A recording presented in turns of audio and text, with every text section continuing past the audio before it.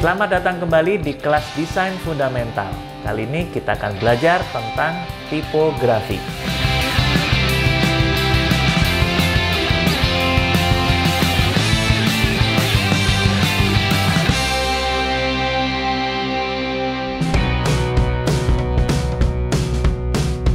Tipografi sebetulnya ada di mana-mana.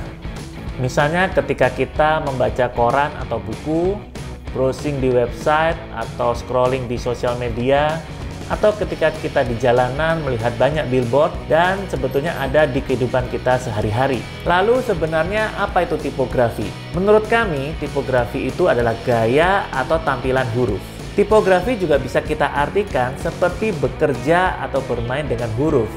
Misalnya ketika kita membuat poster untuk kebutuhan sekolah atau membuat proposal untuk kepentingan kantor. Pada akhirnya memilih huruf atau font adalah pekerjaan yang penting, yang awalnya kita anggap hal yang remeh. Kalian hanya perlu sedikit hal tentang tipografi untuk membuat sebuah perubahan besar terhadap karya kalian. Nah, sekarang kita coba membahas jenis-jenis font atau huruf. Yang pertama ini adalah huruf serif, atau kita juga bisa menyebutnya huruf Roman. Font serif adalah huruf yang mempunyai garis kecil yang berdiri horizontal pada bagian badan huruf. Garis-garis kecil tersebut umumnya dinamakan dengan counter stroke. Counter stroke membuat font serif tampak lebih jelas dan mudah dibaca, karena garis tersebut sanggup menuntun mata si pembaca. Contoh huruf serif adalah Times New Roman, Georgia, dan lain sebagainya. Font serif terkesan klasik dan sangat direkomendasikan untuk membuat konten artikel karena karakteristiknya yang mudah dibaca. Font serif umum digunakan di publikasi cetak seperti majalah atau koran. Selanjutnya adalah huruf sans serif.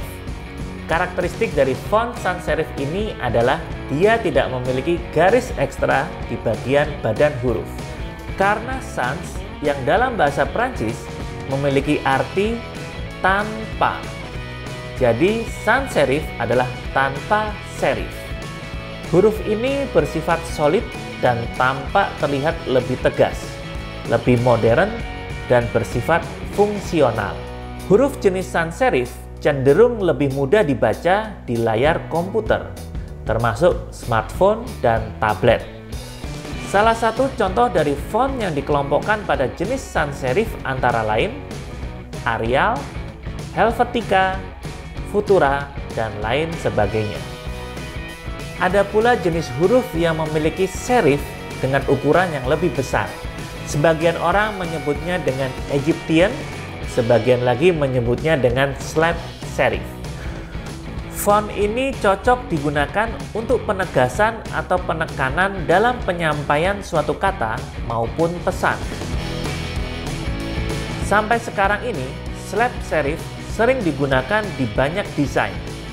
Kebanyakan digunakan untuk bidang desain periklanan karena memiliki ukuran serif yang tebal dan besar, sehingga bisa menarik perhatian. Kendati masih mudah terbaca, jenis tipografi ini harus digunakan dengan hati-hati. Biasanya dipakai untuk judul, header, dan logo, bukan untuk teks yang panjang. Contoh huruf slab serif adalah Museo, Aleo, Arvo, Patua One, dan lain sebagainya. Berikutnya adalah huruf script.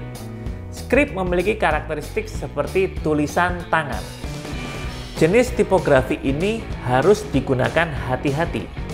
Bila menggunakannya untuk tulisan panjang, dapat menyebabkan desain ini susah untuk dibaca dan dipahami. Namun, bila untuk tulisan pendek atau judul seperti di undangan pernikahan, undangan ulang tahun, atau sertifikat, jenis script lah yang paling sering digunakan karena terasa lebih estetik.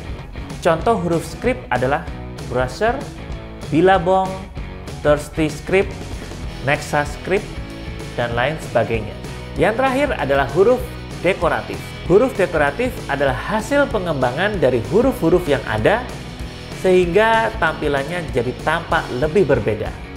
Pada jenis ini, huruf menjadi bergaya dan memberi kesan tertentu kepada pembaca. Seperti halnya huruf script, huruf dekoratif tidak cocok digunakan untuk tulisan yang panjang. Huruf ini sangat pas jika digunakan dalam sejumlah kecil teks, seperti judul dan headline, dan desain yang cenderung banyak penggunaan grafis. Contohnya adalah font Disney, Rosella, Berliner, dan lain sebagainya. Setiap jenis huruf memiliki karakter dan sifat yang berbeda-beda, sehingga kita bisa membuat desain kita tampak kasual, netral, eksotik, atau full grafis. Maka dari itu, kita tentukan dulu pesan yang ingin kita sampaikan, baru kita pilih font yang cocok. Jadi hati-hati, salah memilih font membuat desain kita menjadi salah persepsi. Di saat kita ingin mengkombinasikan beberapa huruf dalam satu desain, ingat pesan ini: lebih sedikit, lebih baik. Sebaiknya batasi penggunaan font 2 atau 3 jenis font per desain. Jika kalian membutuhkan lebih banyak kontras, coba ulangi salah satu font dengan merubah ukuran, tebal tipisnya, atau gaya yang berbeda. Trik ini bisa membuat kombinasi menarik pada desain yang kalian buat. Jangan pernah takut untuk menggabungkan beragam jenis font yang berbeda-beda. Sans serif dengan serif, tebal dengan tipis, dekoratif dengan font yang sederhana. Asalkan saling melengkapi. Saya yakin hal ini agak sulit di awal, tetapi jangan menyerah, tetap semangat, terus berlatih, dan sering-sering melihat karya orang lain sebagai bahan referensi dan inspirasi. Dalam mempelajari tipografi, ada hal-hal teknis yang perlu kalian pelajari, yaitu kerning, tracking, leading, dan hierarki. Hierarki berfungsi untuk memandu mata pembaca pada desain yang kita buat. Dengan kata lain, hierarki menunjukkan kepada pembaca di mana untuk memulai dan kemana harus pergi berikutnya dengan menggunakan berbagai tingkat penekanan. Leading. Leading adalah jarak antara baris teks. Dikenal juga sebagai line spacing atau spasi. Jika kalian tidak yakin berapa banyak spasi yang harus digunakan, jangan khawatir. Cukup gunakan default yang ada. Tujuan leading adalah membuat teks kalian senyaman mungkin untuk dibaca. Terlalu renggang atau terlalu rapat dapat membuat hal-hal yang tidak menyenangkan bagi pembaca. Tracking adalah ruang keseluruhan antar karakter. Bisa juga disebut dengan character spacing. Dalam beberapa desain, kalian dapat menyesuaikan jarak antar karakter untuk menciptakan efek artistik tertentu. Ini juga dapat membantu kalian memperbaiki font dengan jarak antar karakter yang buruk agar bisa terbaca dengan baik. Selanjutnya adalah kerning. Kerning adalah jarak antar karakter tertentu. Tidak seperti tracking, kerning bervariasi di setiap kata, karena setiap huruf mempunyai kerning yang berbeda-beda. Beberapa font memiliki apa yang kita sebut bad kerning. Hal ini membuat huruf-huruf tertentu terlihat tidak beraturan. Jika font yang kalian gunakan memiliki bad kerning, kadang solusinya adalah dengan menggeser secara manual atau menggantinya dengan font yang lain.